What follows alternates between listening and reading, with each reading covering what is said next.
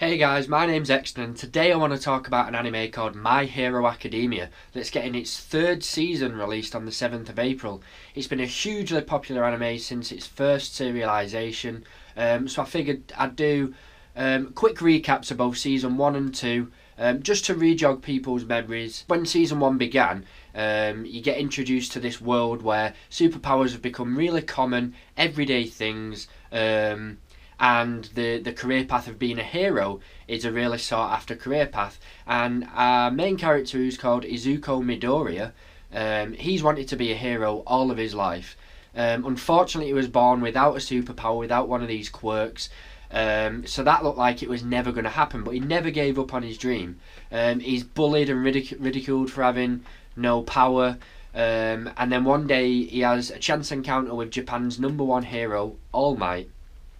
Now, all his life, Midoriya's idolised All Might, and that's the person he's really looked up to and aimed to be like. And through this chance encounter, Midoriya charges headlong into a hostage situation to save his childhood friend, showing incredible determination and heroism, and that really moves All Might. And All Might decides to make Midoriya his successor. Now, All Might's power, his quirk, is very unique in that it's passed on from generation to generation, basically with the person who has it choosing a successor, but also that every person that it gets passed to, it gets stronger, it stockpiles power along the way. So Midoriya accepts the quirk, and he goes through a really rigorous and tough 10-month training program so that he's going to be ready to inherit the power in time for the entrance exam to the high school UA. He manages to make it just in time, completing the programme, inheriting All Might's power, and rushes off to UA to take part in the entrance exam. Now, you don't see them do the written exam, but they do the written exam, and then one of the pros at the school is explaining the practical exam that they're going to go through. And it's basically a mock attack by robots on a city. The robots are graded 1 point, 2 point, 3 points, and a giant robot that's worth no points that they get advised to avoid.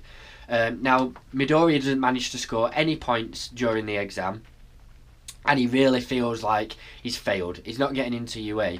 But during the exam, a girl called Uraraka was going to get trampled off the 0 point robot, and without even thinking, Midoriya jumped at the robot, beat it in one punch, but broke both of his legs and his arms in the process.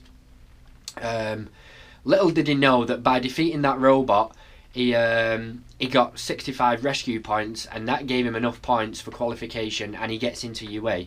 Now, UA accepts 1 in every 300 students, so that's no meagre feat. He attends his first day.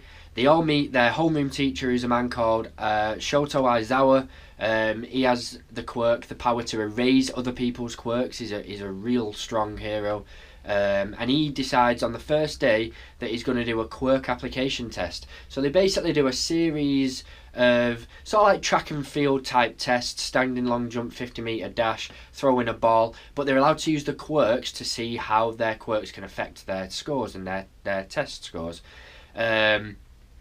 Throughout the course of that, Midoriya can't really use his power, because every time he uses his power he basically breaks some of his own limbs. So he decides that throwing the ball is the only chance he has of using his quirk and not getting excluded on the first day by getting the worst test results. As he goes to throw the ball, Eraserhead erases his quirk and he throws it about 45 metres or something, and then he explains to Midoriya, like, look, your quirk isn't cut out to be a hero, give up now.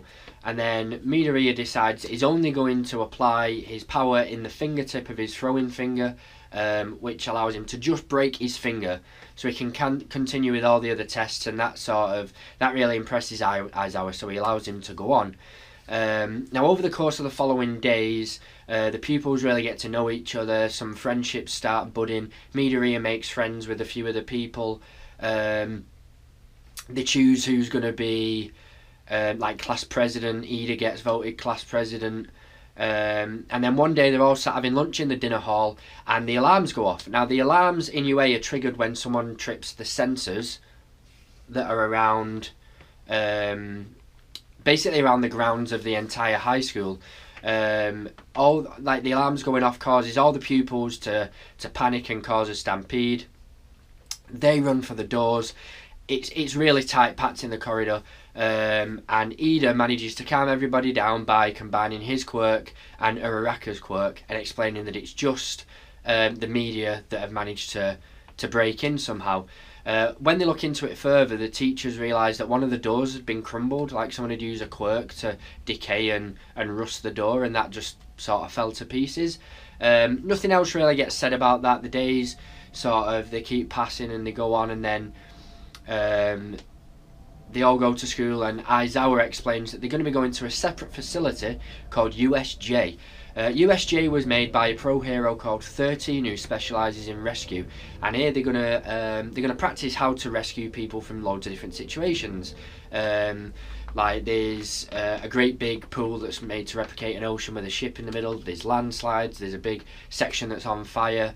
So it really specialised. And while they're explaining everything that's going to happen, a warp gate opens in the middle of USJ. And the pupils and the two pros that are with them, Eraserhead and 13, get attacked by a group called the League of Villains. Now at first things are going really smoothly for like the heroes and the pupils. They seem to be defeating all the villains that come towards them. They don't really give them any trouble until the main three sort of start getting involved. Now Kurogiri, he's the one who controls the warp gate. He scattered the pupils to all the different areas in USJ. Which didn't really cause that much trouble, but it meant that they weren't in one solid force. Shigaraki, who's the leader of the League of Villains, who I believe is the person who decayed the door, his quirk is the power of decay. Anything he touches breaks down. He sort of watches for a while, and then once he's figured out Eraserhead's quirk and the timing of it all, he charges headlong at Aizawa and has it out with him and manages to get around Eraserhead's quirk and decays his elbow right down to the muscle. It's a horrible, horrible wound. And through that weakens him and the other main villain called Nomu, who's a great big, horrible, ugly looking Hulk. He attacks Aizawa and basically snaps both of his arms, and it just absolutely dominates Aizawa, and there's nothing that he can do. At that point, the League of Villains sort of realise that All Might's not there. They had intel that he was going to be there, but he's not there, so they're going to have to leave. But Shigaraki says, well, before I go, let's hurt All Might's pride a little. Let's really hit him where it hurts. So he charges at Midoriya, Sue and Mineta, who were watching what were going on with Aizawa, thinking that they were hidden, but Shigaraki knew that they were there all along. And he's just about to touch Sue's face and obviously decay her, kill her. And Aizawa raises his quirk.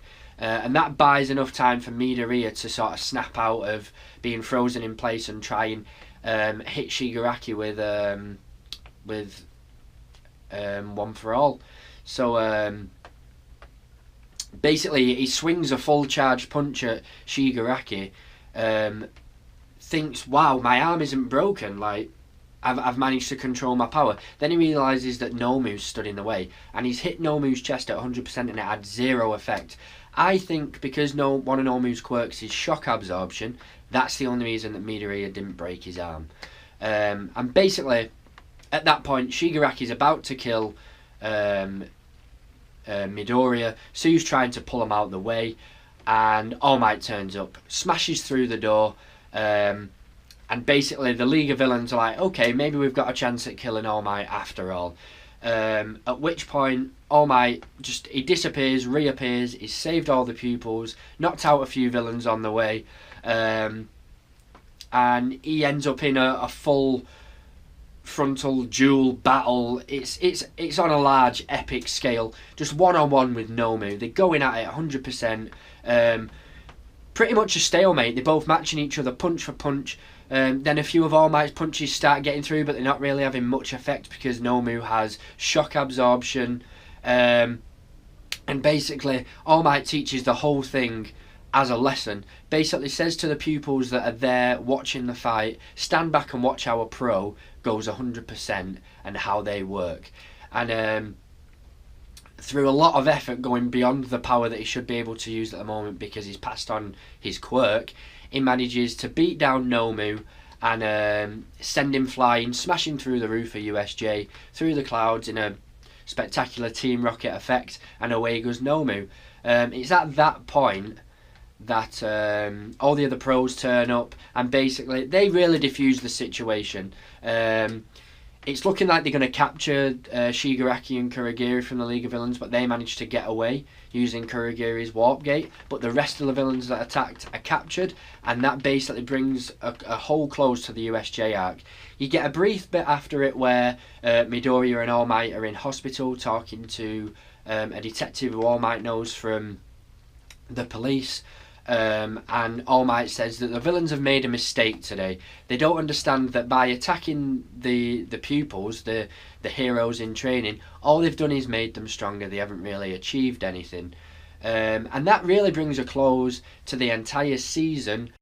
That's going to be the video, guys. Thanks for watching. If you enjoyed, please feel free to subscribe and tune in for later videos that are going to be coming. I'm going to be doing a recap for Season 2, and I'm also going to be doing character facts files, chapter and episode reviews when Season 3 comes out, and I'm also going to be doing some theory reviews as well, because I've got a few ideas about what's going to happen in the future.